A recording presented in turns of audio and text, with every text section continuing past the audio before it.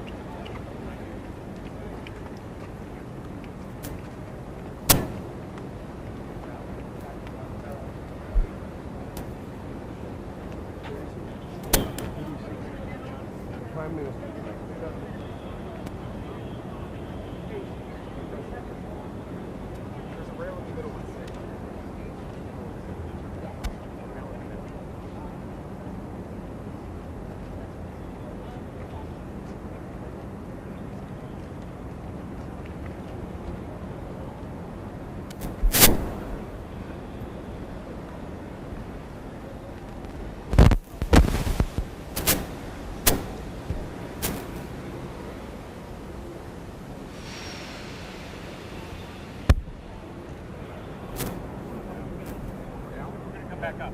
Come back up.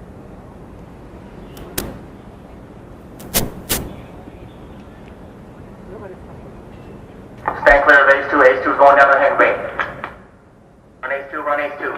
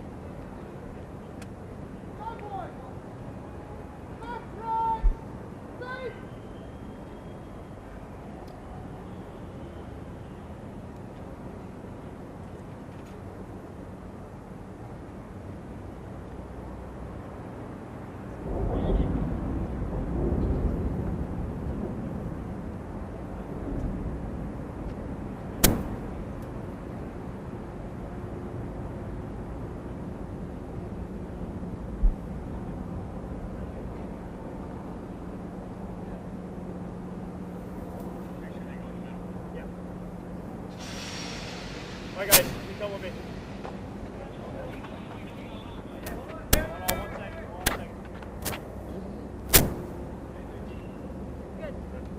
Alright, we're gonna. Oh boy. Oh, really scared. File in the middle, please.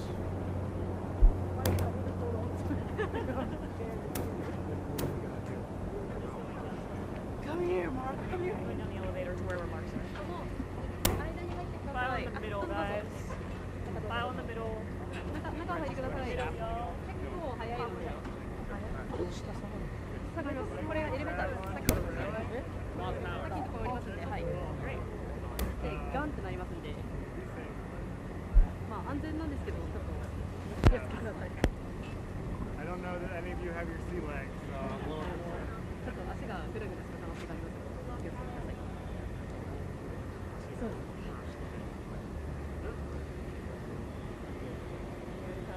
We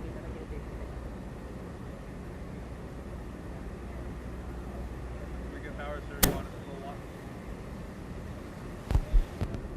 Get out of there. Sorry. That's usually the name of the pilot. Aircraft.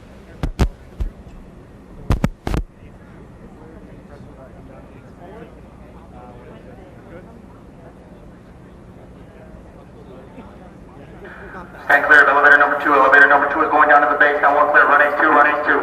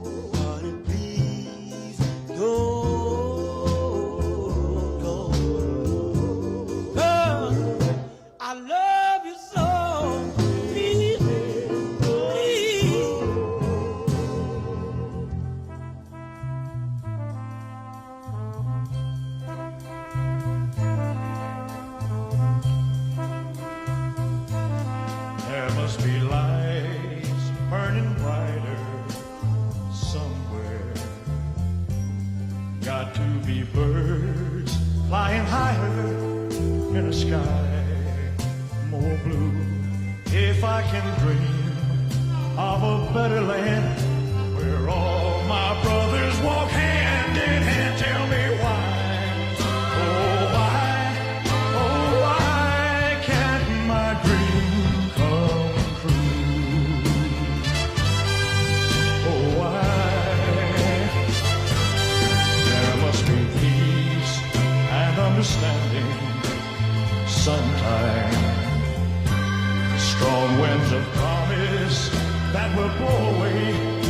the doubt and fear. If I can dream of a warmer sun where hope keeps shining on everyone, tell me why, oh why won't that sun appear?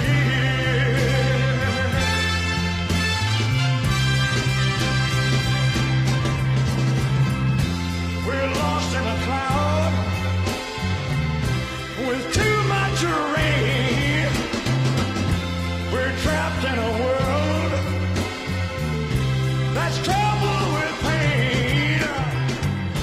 But as long as a man has the strength to dream, he can redeem his soul and fly.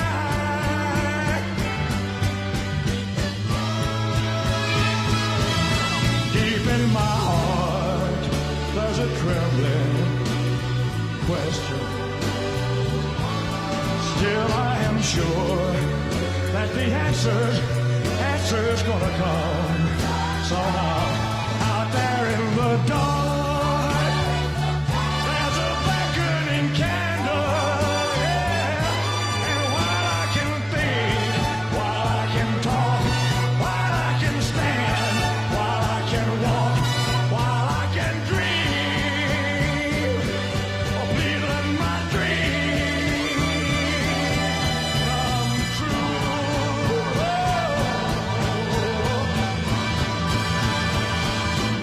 Right now, let it come true right now. Oh, yeah.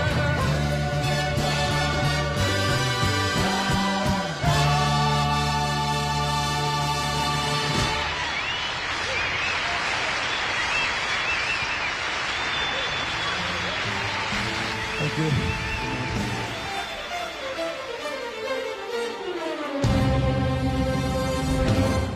This is a man's world.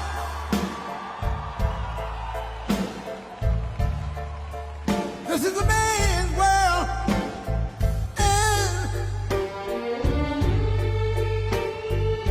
But it wouldn't be nothing without a woman or a girl.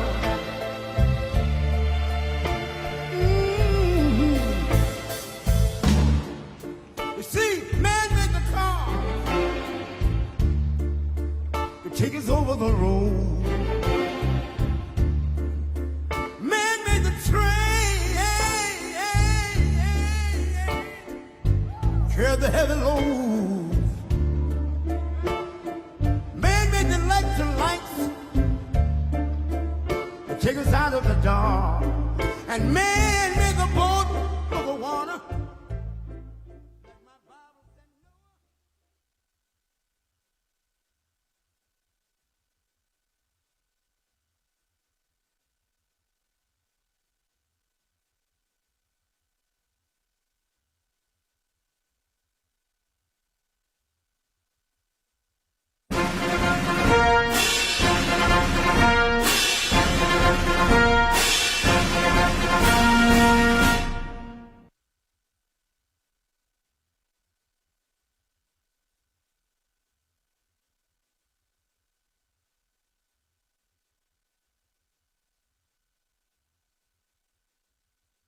Ladies and gentlemen, the President of the United States, Donald J. Trump.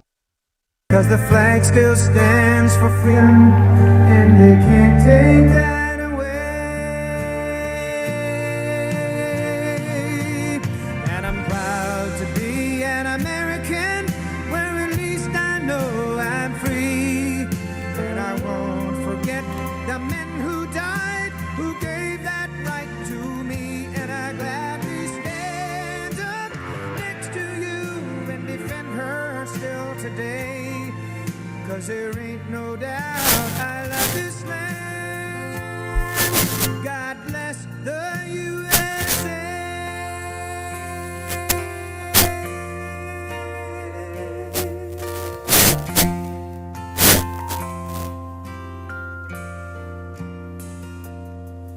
From the lake to Minnesota, of Tennessee, across the plains of Texas, from sea to shining sea, from Detroit down to Houston and New York to LA. Well, there's pride in every American heart, and it's time we stand and say that I'm proud to be an American, where at least I know I'm free. And I won't forget the men who died, who gave that right to me. And I gladly stand up next to you and defend her still today, 'cause there ain't no doubt I love this land. God bless the USA.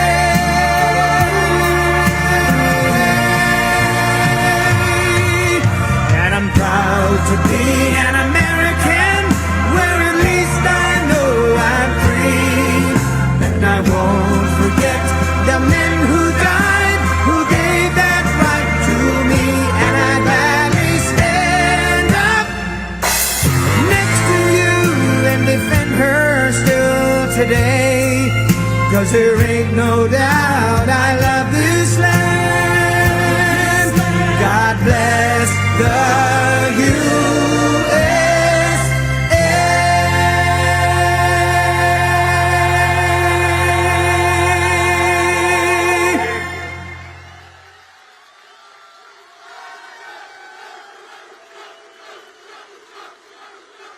What a group, what a group. All champions. USA.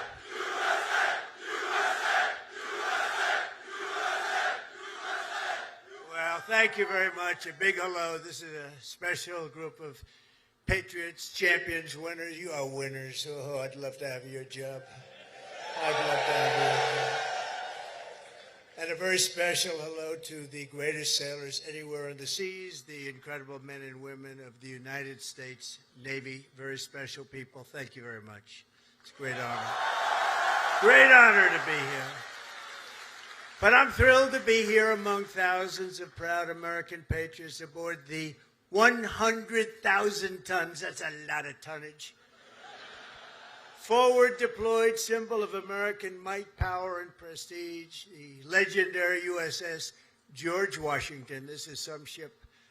They don't make them this way anymore, but we're not supposed to say that, but they really don't. This is great stuff. This is really an incredible GW, they call it GW, right? And we've come this afternoon to celebrate the strength and the skill and service of everyone on this ship. So we're going to all relax. We're going to have a good time. We're not going anywhere, you know. If you go back to Washington, it's like 2 o'clock in the morning. But I want to just tell you that you are special people, and we're going to have a little fun. And I'm going to tell you how great our country is and how well we're doing, because a year and a half ago, we had a different country than we do right now. Now we're the most respected country in the world. We're the hottest country anywhere in the world. And it hasn't taken too long, but I had no doubt. I just didn't know we were going to do it this fast. We've done it fast because of people like you. So I want to thank you very much. And I want to recognize a man that you all know well, and he's a tough cookie. He was formerly our Secretary of Defense, but now he is proudly known as our Secretary of War, Pete Hegseth.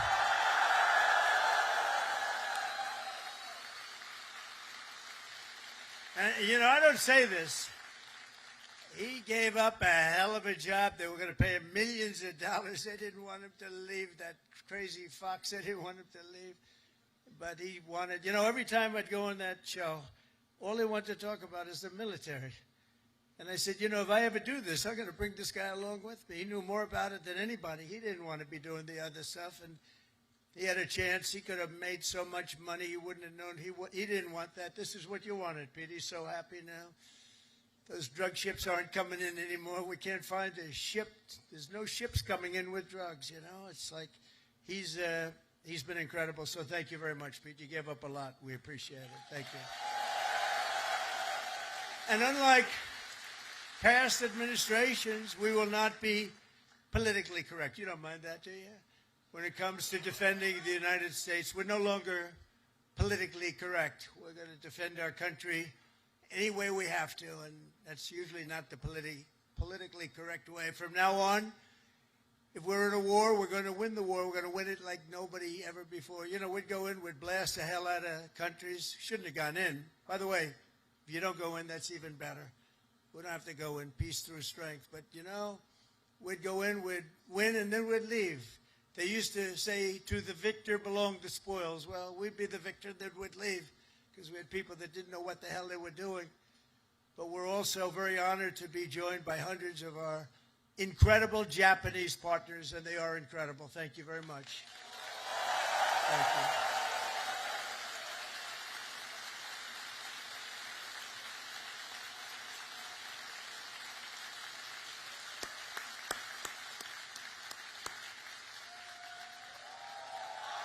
This woman,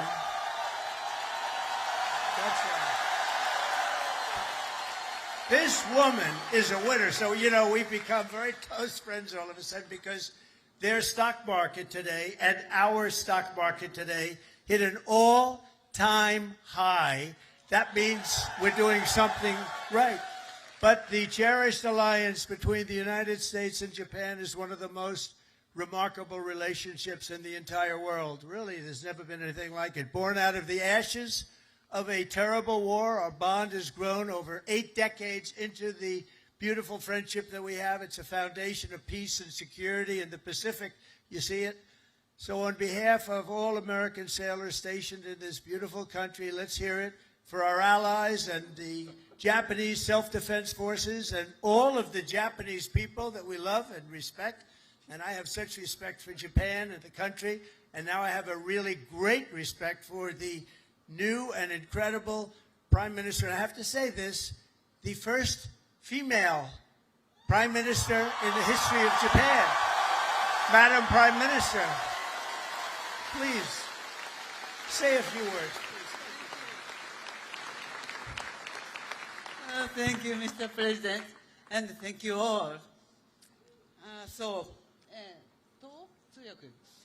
本日、米国の海軍創設250周年という記念すべき節目に、トランプ大統領とともに地域の自由と平和を守る象徴である空母ジョージ・ワシントンで挨拶するチャンスをいただいたこと、心から光栄に思います。This year marks the U.S. Navy's semi-quincentennial anniversary. As we celebrate the important milestone, I'm truly honored to have this opportunity to deliver remarks with President Trump aboard the aircraft carrier USS George Washington, a symbol of protecting freedom and peace in this region.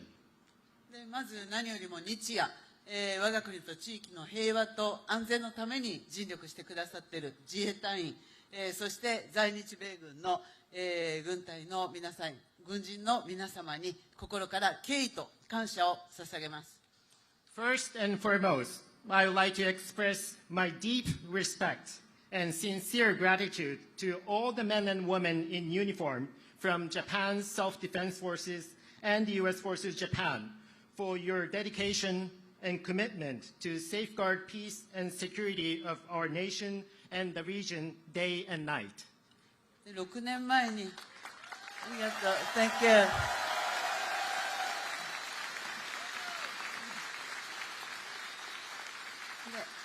6年前、この横須賀の地で、トランプ大統領と、亡くなった安倍晋三、総理が、日米が共に手を取り合って、この地域の平和と安全を確保していくという決意を示しました。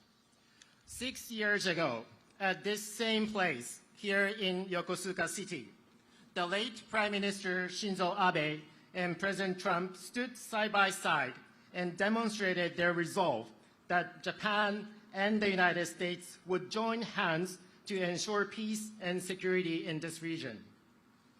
今ここに再び日米の最高指揮官が並び立ったこの機会に、私はその決意を引き継ぎ、インド太平洋を自由で開かれたものとし、そして地域の平和と繁栄の礎とする決意を新たにしました。Now, as the two commanders-in-chief of Japan and the United States stand together once again, I have renewed my determination to carry forward that resolve and to make the Indo-Pacific free and open so that it will serve as the foundation of peace and prosperity for the entire region. 今、我々はかつてないほど厳しい安全保障環境に直面しています。平和は言葉だけではなく、確固たる決意と行動によってこそ守られます。Now we are facing an unprecedented severe security environment. Peace cannot be preserved by words alone. It can be protected only when there is an unwavering determination and action. あちらに見える最上とマヤを含む自衛官とこのジョージ・ワシントンは数多くの訓練を重ねてきました。でまた横須賀にいる多くの、補給整備に携わっている、日米関係者の皆様、そして地域社会との絆が、米国海軍の活動を長年にわたって支えてきました。こうした幾層にもわたる日米の協力が日米の抑止力、対処力を確かなものとしております。From where we stand, we can see Maritime Self-Defense Forces Mogami and Maya, vessels of Japan's Maritime Self-Defense Force, and USS George Washington have conducted numerous joint exercises. Just as importantly, there are so many Japanese and American personnel working for logistics and maintenance here in Yokosuka. And there's also a strong sense of bond with the local community here. Those are what have been supporting the activities of U.S. Navy over the years. There's no doubt that such multi-layered Japan-U.S. cooperation is what makes it possible for us to ensure the credibility of our two nations' deterrence and response capabilities. 私は決意しています。今後、日本の防衛力を抜本的に強化して、この地域の平和と安定により一層積極的に貢献していきます。So let me reiterate my unwavering determination here. Japan is committed to fundamentally reinforce its defense capabilities, and Japan is ready to contribute even more proactively to peace and stability of the region. そのことにより、トランプ大統領とともに世界で最も偉大な同盟になった日米同盟をさらなる高みに引き上げてまいります。Through these efforts, together with President Trump, I am determined to elevate the Japan-U.S. alliance, which has already become the greatest alliance in the world, to even greater heights. 日米は共に帆を掲げ、自由で開かれた海を進みます。この横須賀から紡がれる航路は、日米の絆を輝く未来へと導くことを確信しています。Japan and the United States will advance together with our sails raised high across a free and open sea. And I am very confident that the sea route from Yokosuka will make our bond even stronger and stronger and bring our two nations on the path to a shining future. Thank you.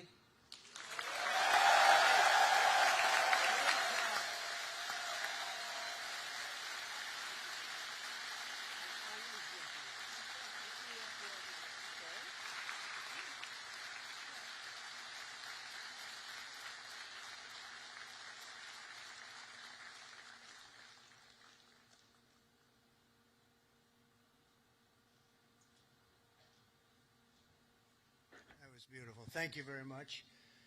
And we will have a long, good relationship, and we'll have fun doing it. You know, you have to have fun, although sometimes it's never fun. She's tough to negotiate with, I want to tell you.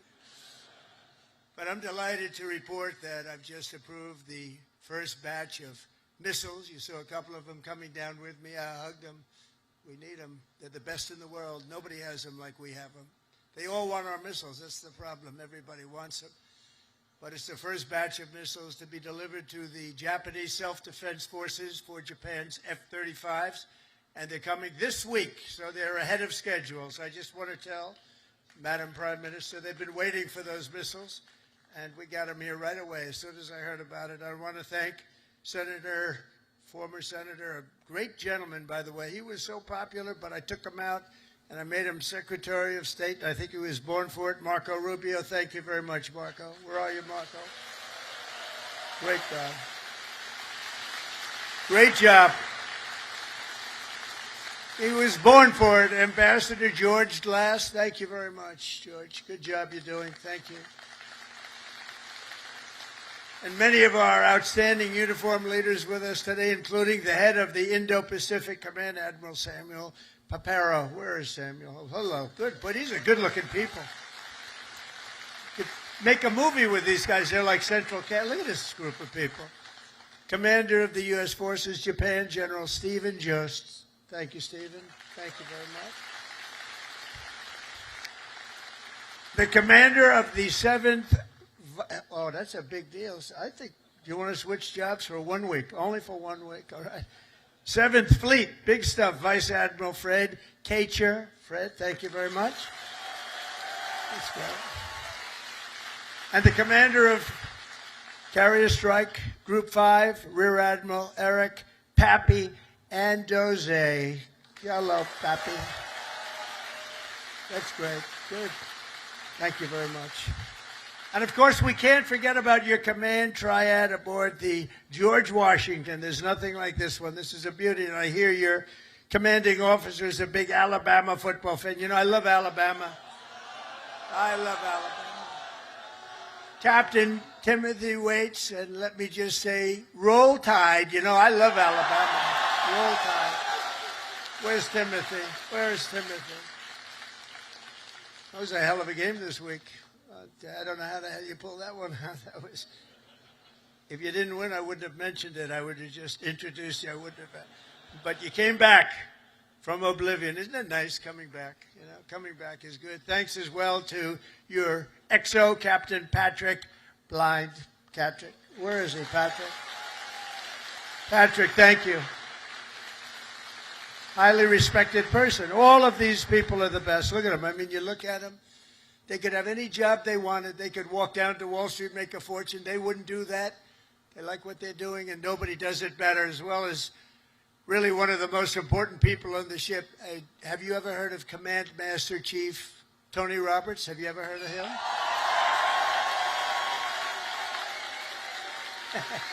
Wherever you are. Where's Tony? Thank you. Thank you, Tony. He's a popular guy. And as many of you know, this month we're celebrating a truly momentous anniversary. 250 years of courage and pride, honor and victory by the United States Navy. 250 years. Can you imagine?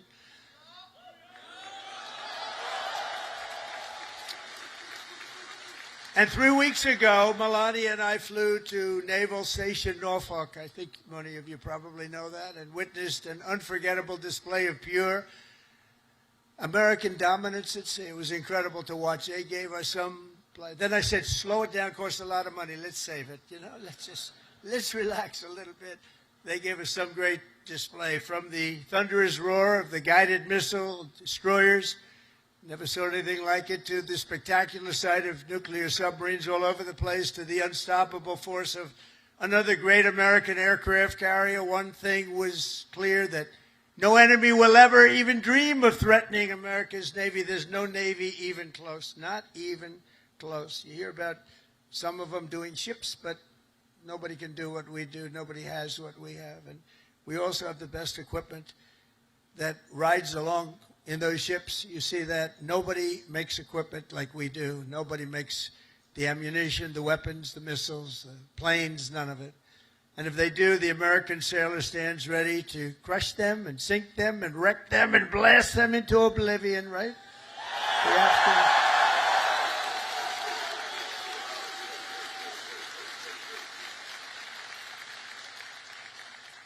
And that's a terrible statement for me to make. That's the end of it, because everybody said that I should immediately get the Nobel Peace Award. With that statement, that takes me out of the running, but that's the way. That's the way it is. United States is blessed with the strongest and most powerful military in the history of the world. There's no military like our military, not even close. Nobody has our weapons, and it'll be stronger and more powerful than ever before very soon. You know, we just approved the biggest budget in the history, over $1 trillion. Over $1 trillion. We have the best ships, the best airplanes, the best submarines, the best technology. But above all, we have America's military. It's the best people. It's all about the people, ultimately. You have to work all of that fancy stuff that we make better than anybody else. The fact is, we do make the best weapons, but if you don't have the right people to operate those weapons, they don't mean much. Despite that, as Commander-in-Chief, I never forget that our ultimate strength does not come from equipment. It comes from the men and women of the rank and file. That's true. It comes from you people, incredible people, good-looking people, too many good-looking people. I don't like good-looking people. I never liked good-looking people, I'll be honest with you. I've never admitted that before. But see, I'm allowed to, you know, we won in the Supreme Court a thing based on merit. You know about that, right? Merit. Everything now in our country is based on merit, and that's why I look at you and I see nothing but merit. It's great to have a country back where we can go by merit now. We don't go by anything else except for talent and work and hard work, and it's such a big win. That was such one of the most important wins, and the will, patriotism, and spirit in your hearts is our single greatest weapon. The strength that you have is unbelievable. That's why as we make a record investment in our military, we've never spent so much, and we've never spent it more wisely, because now we watch it. We spend it properly. I'm also supporting an across-the-board pay raise for every sailor and service member in the United States Armed Forces.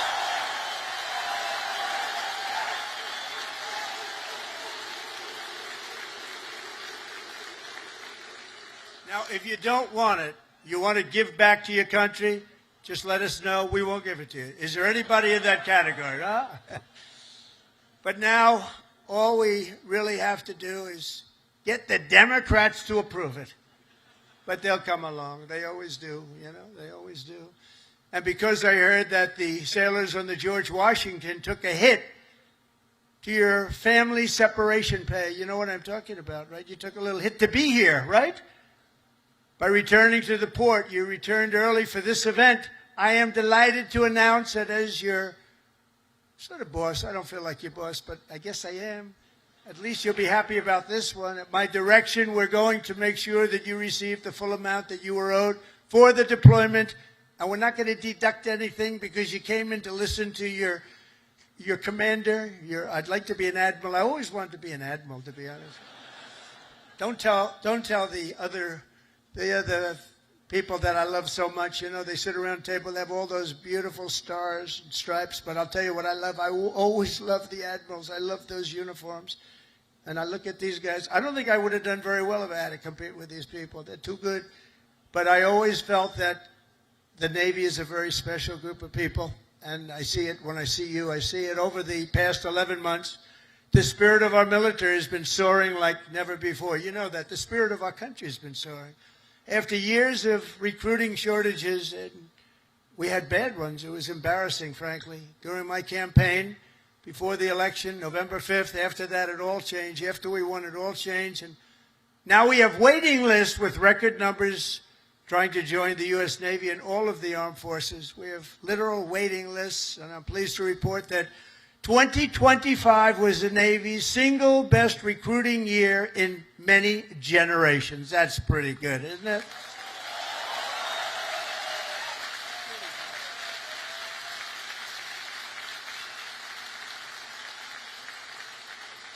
But, you know, think of it. It seems like I've been up here so long, and it seems like I've been doing this for a long time and a half. We had a great first term, but nothing like what's happening now. We had the greatest economy in the history of our country. I rebuilt the military in the first term, and then they gave a lot of it away to Afghanistan. But it was really just a tiny speck, but it was the concept of what it was.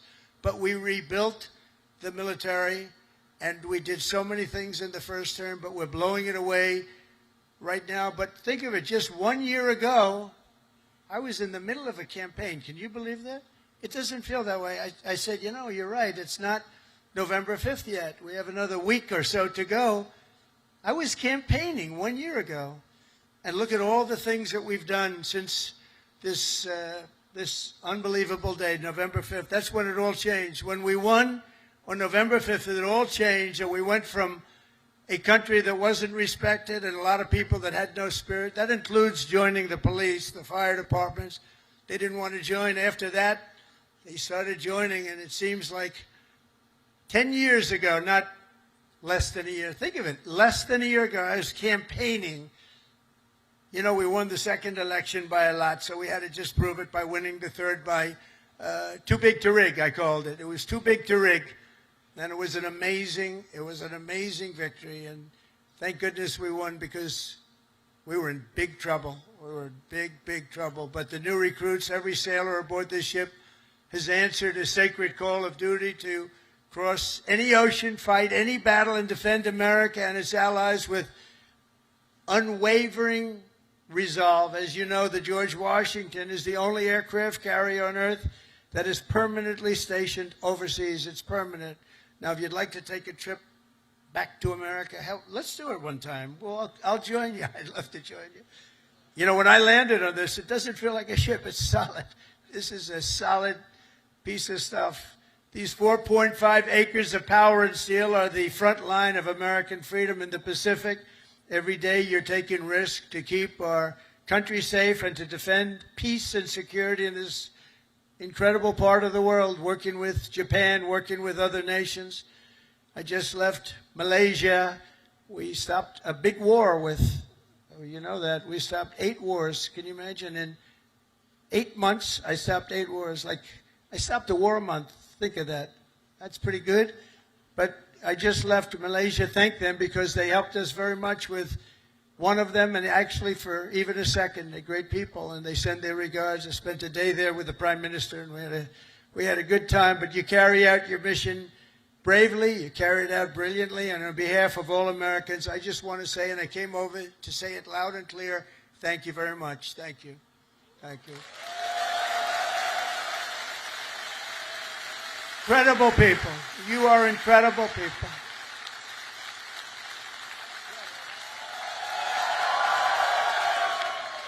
They actually have the best location, because if they're really good looking, they end up in Hollywood. You know, you're not going to, you have a great look, but you're not going to end in Hollywood. They can just see the back of your head, all the media.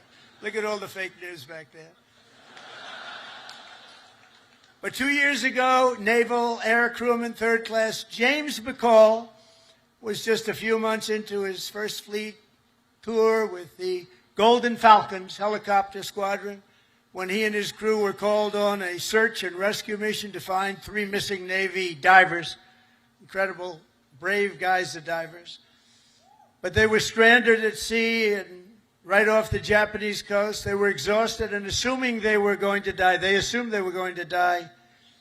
But with unbelievable focus and skill, crewman McCall was able to find and help rescue all 3 divers in the water below, saving his fellow sailors. And James is with us today as a shipmate on this carrier. Crewman McCall, thank you very much for your incredible bravery, and we salute you. Where is James? Where are you, James? Whoa. Come up, James. Get up here, James. Come up here. Look at this guy. He's a good-looking guy. Get out of here, James. I don't want you up here. No, come here, James. Nice to meet you. You want to say something? Come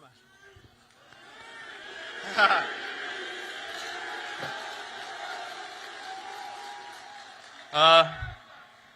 I just want to say I appreciate all my fellow shipmates. What I did back then in Iwakuni, it was heartbreaking for losing those loved ones down there, but we brought some back whenever we went down there. And just God bless America and all my fellow shipmates. Appreciate it. And stay a bad Larry.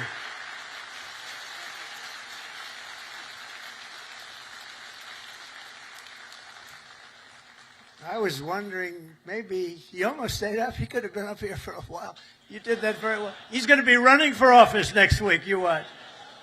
Great job, James. A lot of bravery, too. But as James' story reminds us, the Navy is a family and a team, and each of you has a vital role to play. Gathered here this afternoon are some of those whose toil and sweat gets our magnificent planes in the air and brings them safely back home. And we have the shooters and the gear dogs and the paddles and the white shirts and, of course, the blue shirts, the yellow shirts, the red shirts on the flight deck. And all over the hangar bay, I want to thank you all. You're incredible people. I saw some of you, we're rushing to get down here, and they want to take pictures up there, you know. They're very aggressive people. Sir, can I have a picture? They're supposed to be standing at attention. Sir, can I have a picture, sir? Yeah. You know what I'm talking about, right? Very aggressive. But I think they're great. We also have a real genius and these people are incredible, who maintain the largest and most complex machine ever built, our amazing mechanics and engineers on the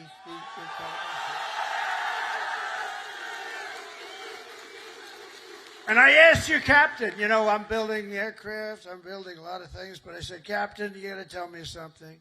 I know a lot about these ships. I know a lot about these things, building. I want to know, catapults, which is better, the electric or the steam? Okay, ready? You guys, that's what you do, right? This is so much better. You know, they go out, hire a consultant for millions of dollars that was never on an aircraft carrier before. So they switched to electric. I disagree with it, but that's all right. Let me ask you, we're going to go steam first and then electric. Catapults, which is better, electric or steam?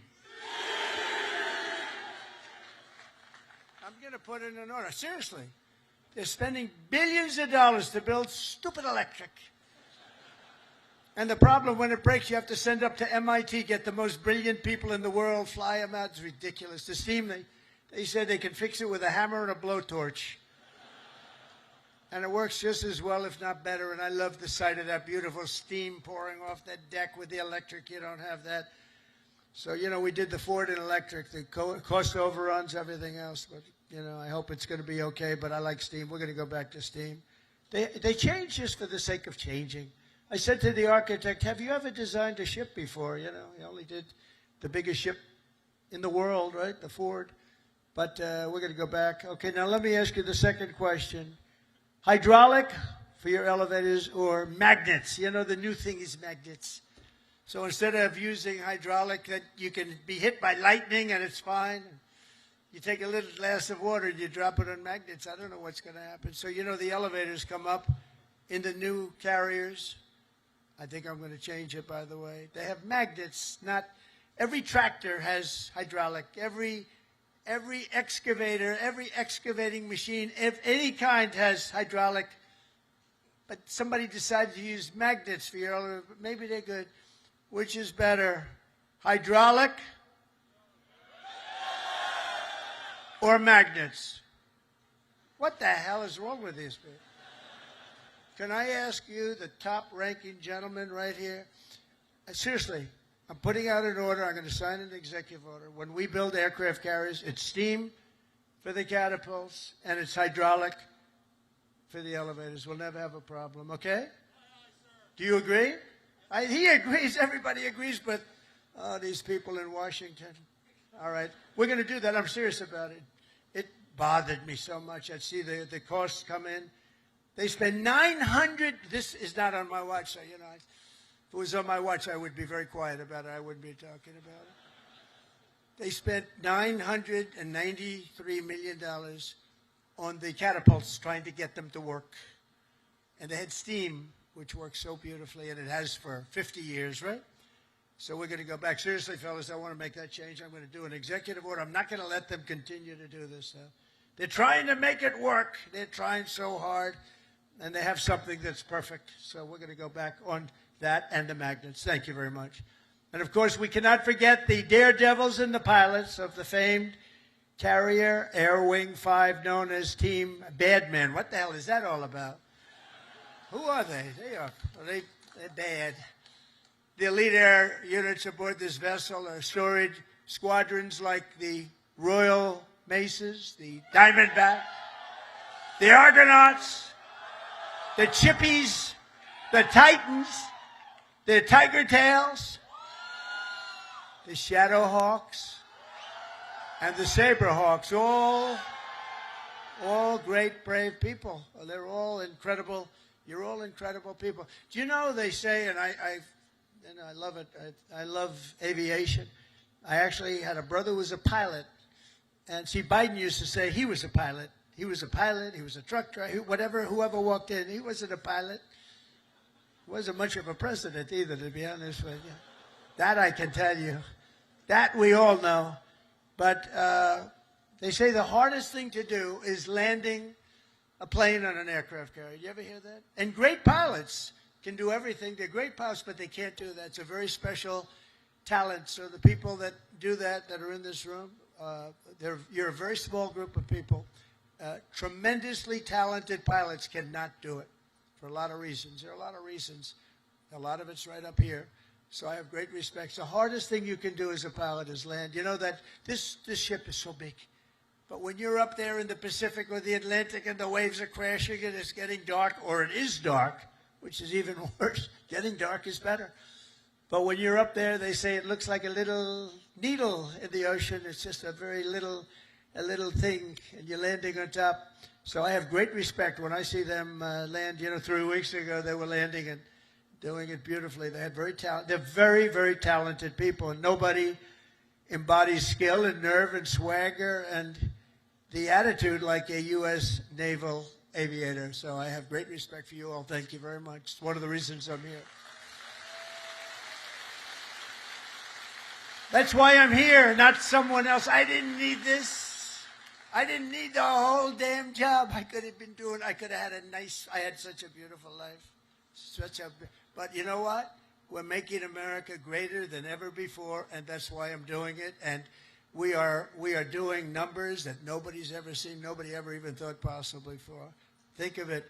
A year ago, we were a dead country. We were like a dead country, and now we have the hottest country anywhere in the world. There's nobody even close. It's pretty amazing, I'll tell you.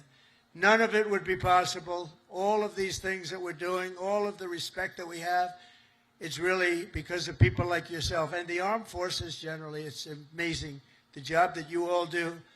None of it would have been possible.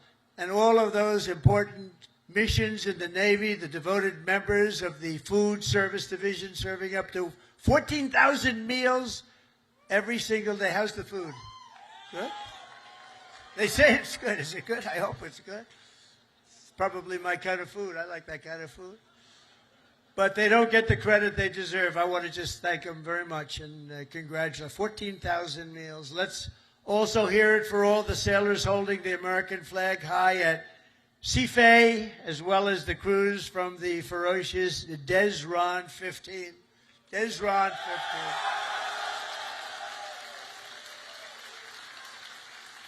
But together, the sailors here today give your very best to our nation. And as your commander-in-chief, I'm fighting every single day to ensure that we give you our very best also. We do. We do. We're giving you everything. We're giving you more than anybody's ever given. We're bringing it up to a standard that nobody's ever seen before. We're starting to make ships also. Part of our deal with the trade is we're starting to make ships. We used to be number one at making ships, and then we lost our way.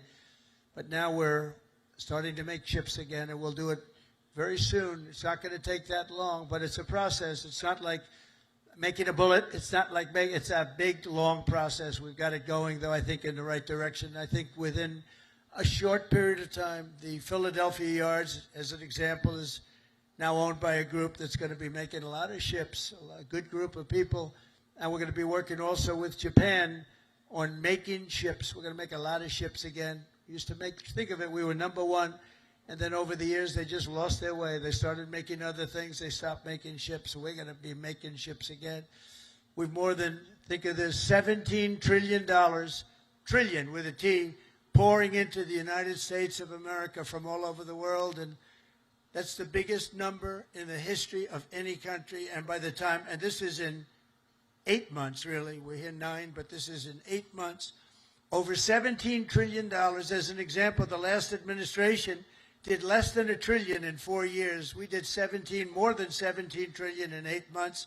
And I think by the time we finish up our first year, we're going to be over 20 or $21 trillion of money coming into our country. And I want to thank Japan, because Japan is making big investments into the United States, and they're very happy because the stock market's gone up very nicely. We've made Japan a lot of money. That's okay. But they're a big investor in our country, and we like that. But think of those numbers. We weren't doing anywhere near. We were laughed at, and now they're all saying they've never seen anything like what's happened in such a short period of time. And I was just told by the Prime Minister that Toyota is going to be putting auto plants all over the United States to the tune of over $10 billion. So that's Toyota. So go out and buy a Toyota. And that's a lot to do with, because right now we have all the AI plants. We have so many things happening in the United States. And it's because of November 5th, Election Day, but it's also because of tariffs. The tariffs have been so good. We're taking in trillions and trillions of dollars. I heard them before I came up. I heard you're all on television now. They're talking to all the networks. Everybody's covering it. Look at these characters back. Look at all of them. And they were talking about the tariffs. The tariffs have, nobody understood tariffs like I understood tariffs. And the tariffs are having people go into our country and spend tremendous numbers like we've never seen. And that brings jobs with it. It brings jobs. It brings importance. It brings everything. It brings a strong military. It brings a lot of things to other countries. I mean, if you look at some of the deals that we did, if India was going to go to war with Pakistan, and as you go to war, we're not going to do any trade. We're going to put big tariffs on both countries. And they said, well, I guess we're not going to go to war. 2 nuclear powers, we stopped it. But we stopped a lot of wars. Tariffs, without tariffs, we wouldn't have national security like we have it. We've never had national security like we have it right now. And literally a year ago, you had very little national security. You had people that didn't have a clue. American strength is roaring back like never before, and with your help, America is respected once more, and it is respected at levels that we haven't seen before. On my first day back in the White House, I deployed the men and women of the United States military to stop the invasion on our southern border, right? It was an invasion, losing hundreds of thousands of people to fentanyl and to drugs, and now we have the most secure border in American history. For 5 months, they said zero, no people came into our country illegally. They came in through a legal process, but nobody came in through the southern border. Can you imagine? Even I can't, it's hard to believe that. Because, and we do have it tight as a drum, but that's what we have to have. If you don't have borders, if you don't have a fair media, if you need certain things. You need a good, fair media. They're getting better. They're not there yet, that I can tell you.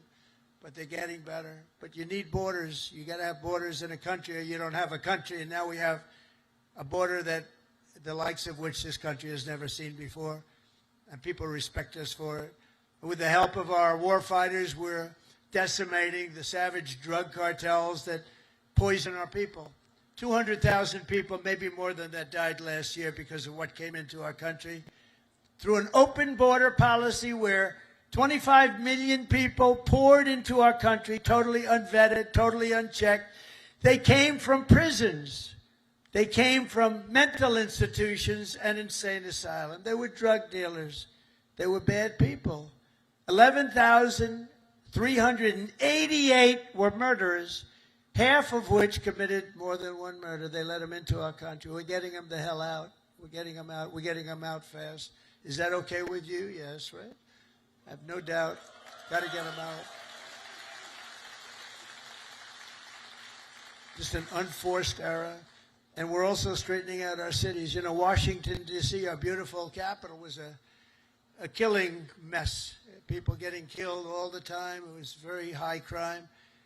And we sent in our National Guard. Again, great people. And I don't say they were totally politically correct. That's okay. And now it's a very safe. Now it's considered a very safe. It took 12 days. We got 1,700 people, career criminals, many of which came in through Biden's open border, and they infiltrated our nation's capital. And we had a very unsafe capital, but for years before that, it was very unsafe. Now it's as safe as there is anywhere in the country. You can have your daughter, your girlfriend, your wife, your boyfriend walk right in through the middle. Nobody's going to touch them. The crime is down to almost nothing. It's a whole different ballgame. It took literally 12 days, but let's give us a month to do it really. We had it drum tight, and it's a beautiful thing. And our people in the service, and you know, people don't care. If we send in our military, if we send in our National Guard, if we send in Space Command, they don't care who the hell it is. They just want to be safe. And we have safe cities now. We're starting in Memphis, and Memphis was a disaster. It's been there. They've been there for 2 weeks, and it's a whole different series. Crime is less than half, and within a month it'll be gone. Getting rid of all the bad ones. And we're going to go into Chicago. We're going to go into our cities. We're going to clean them out. We're going to straighten them out. And we're going to have safe cities because you want to protect safe cities. We're going to have beautiful, safe cities, and it's happening very quickly and very easily, actually. It's easy for us. It's hard for them. And we have to have a little more help. It doesn't matter, really. We can do as we want to do, but it would be nice to have more help from some of the Democrat governors that don't mind. In Chicago, 2 weeks ago, 4 people murdered, 11 people shot. This weekend, it was like terrible, much worse than that. And then we have a governor that stands up and says, oh, it's wonderful. It's not wonderful. And what we're doing is we're going to make it totally safe. It'll be very safe very soon. And we're doing that with all of our cities that are troubled.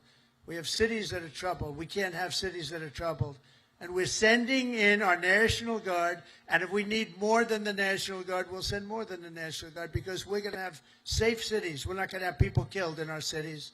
And whether people like that or not, that's what we're doing. And you've been watching what our missiles do to boats and ships and submarines. How about the submarine? They said, no, that was just fishing. The radical left Democrats said, well, it was a submarine, but they were just fishing. Submarines don't go fishing, do they? You know more about submarines than I do. You have a beauty park outside, actually. This is a submarine, and you know what it was designed for? Transporting drugs, and it got hit. But each one of those vessels that we hit kill, on average, 25,000 people, American people, every single year. They kill, each one of them killed 25,000 people. So we have to stop it, and we have stopped it. And I want to thank Pete for having the courage to do it. And believe me, people are very honored that you do it. 25,000 people for each boat. For many years, the drug cartels have waged war in America, and at long last, we're finally waging war on the cartels. We're waging war like they've never seen before. And we're going to win that battle. We're winning it already. The sea, I mean, the only problem is nobody wants to go into the sea anymore. Even the fishing boats, they say, let's take a pass. But they don't want that. But we're knocking them out one by one. And very importantly, we've almost stopped completely the drugs coming in by sea. And now we'll stop the drugs coming in by land. That's going to be very easy. More importantly, we're ending wars. We're ending wars all over this planet. And as you know, and I said before, I ended 8 wars in 8 months, the most of any president in history. No president that we know has ever ended any war. A lot of them go into wars. But this includes Kosovo and Serbia, the Congo and Rwanda, Pakistan and India, Israel and Iran. You saw that. How about those B-2 bombers? They went in there. They took out that nuclear capability. They would have had, Iran would have had a nuclear weapon within 2 months. Not anymore. Egypt and Ethiopia, Armenia and Azerbaijan. That was going on for 35 years. Big, horrible war. And just this month, we ended the war in Gaza, in the Middle East. We ended the war in the Middle East. Nobody thought it was possible. And we also just signed a deal in Malaysia between a war that was just starting, Cambodia and Thailand. So we saved millions and millions of lives, and I did it mostly verbally. We didn't have to get you involved. When we don't get you involved, that's a good thing. We don't want you to get involved. If I can avoid you getting involved, if I have an ability to do things that maybe other people don't, or we see things, but we stopped a lot of those wars based on trade and tariffs and penalties, and you know they're getting all ready to fight, and then we tell them, No more trading with the United States. We're putting tariffs on your nation, et cetera, et cetera. It's called national security for us, but it's really national security for the whole world. And everywhere we go, America is actually making peace, and it's peace through strength. When they look at this, when they look at you people, they say, we're not going to mess around with them. So it's very important. After years of crippling inflation, back home we had the worst inflation in the history of our country. Energy costs are down. You know, energy costs are way down. Gasoline prices are way down. Grocery prices are way down. We have a little problem with beef. We're going to get that down very quickly, but the prices are way down. Mortgage rates are down despite having an incompetent head of the Fed. I call him too late. He's always too late. He's too late in lowering interest rates. I call him Jerome Too Late Powell. But despite having a totally grossly incompetent guy, we have we blow through it because we're doing so well. Inflation has been defeated, and workers' wages are rising at the fastest pace in 60 years, and that includes your wages. They're rising in the fastest pace. The workers, I'm not talking about the rich people. Rich people, everyone's doing well. Everyone in our country is now doing well. My first term, we built the greatest economy in the history of the world. We had an economy like nobody has seen before. Now we're doing it again, but this time actually it's going to be much bigger, much stronger. I told you $17 trillion, but it's going to be $21 trillion. And that's numbers that have never been heard of before. Much bigger than any other country in the world by literally $16 trillion. It's amazing. The sailors in this ship sacrificed so much for our country, and the president, and I will tell you, the president standing right up here loves you. I respect you and I love you.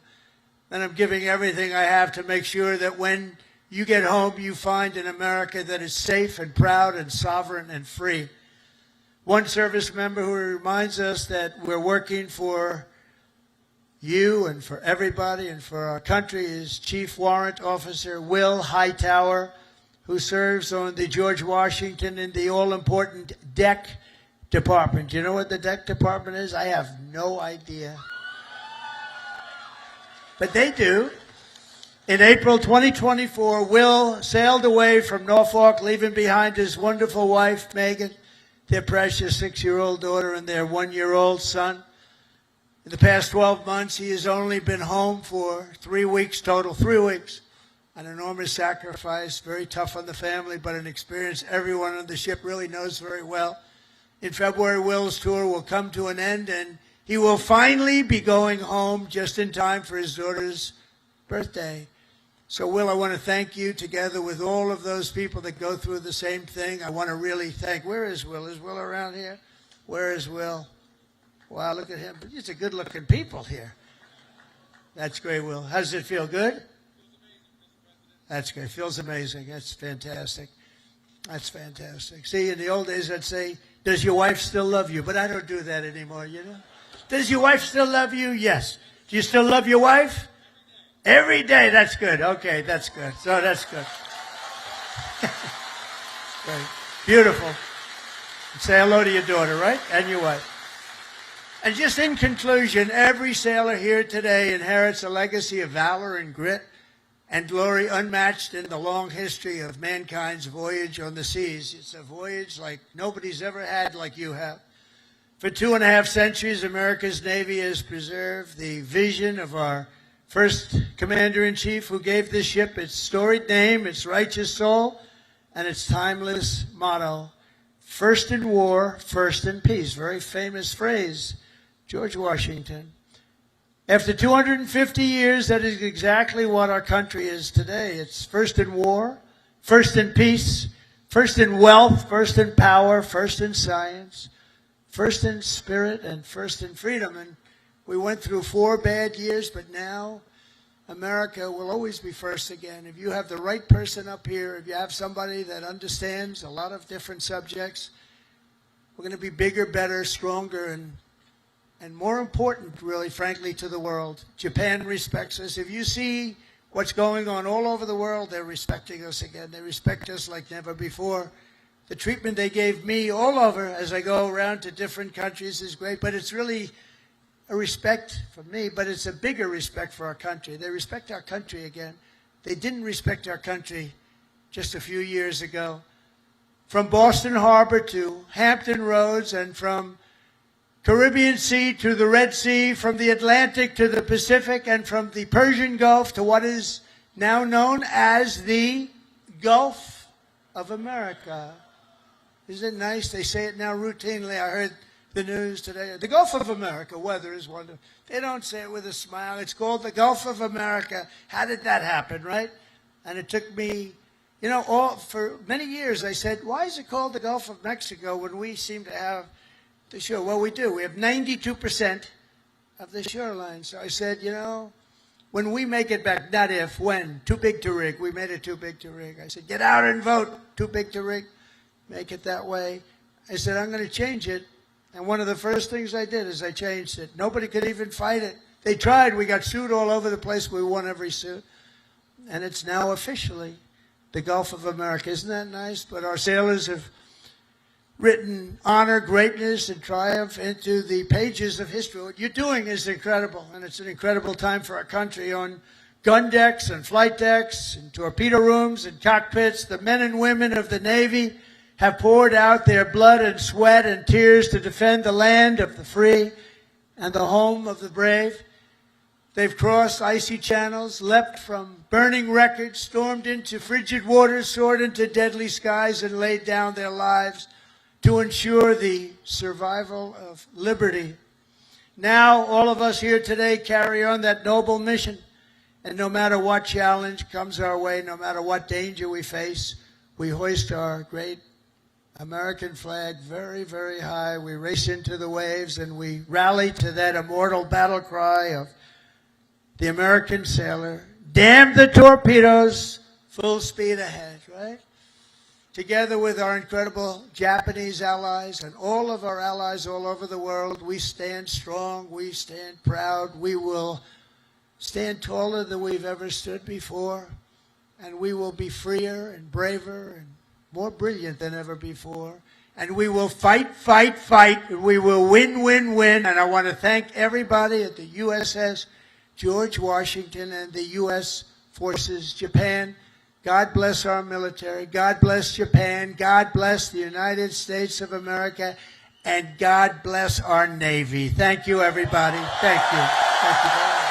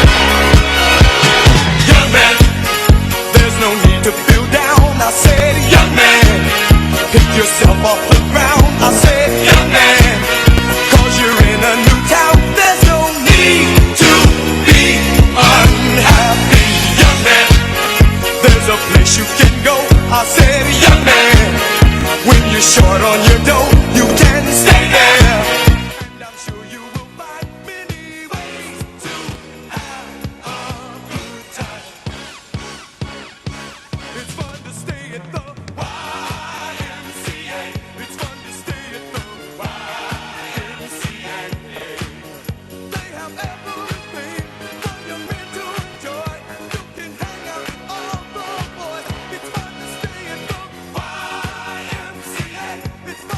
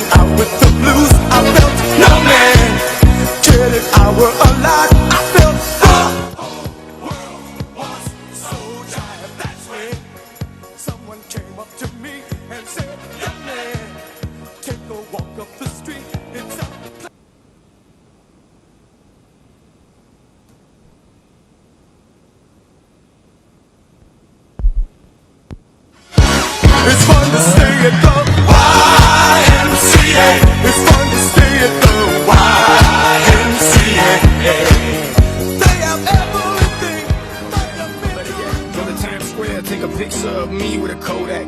Took my life from negative to positive, I just want y'all to know that. And tonight, let's enjoy life. Pitbull, Naya, Neo, that's right.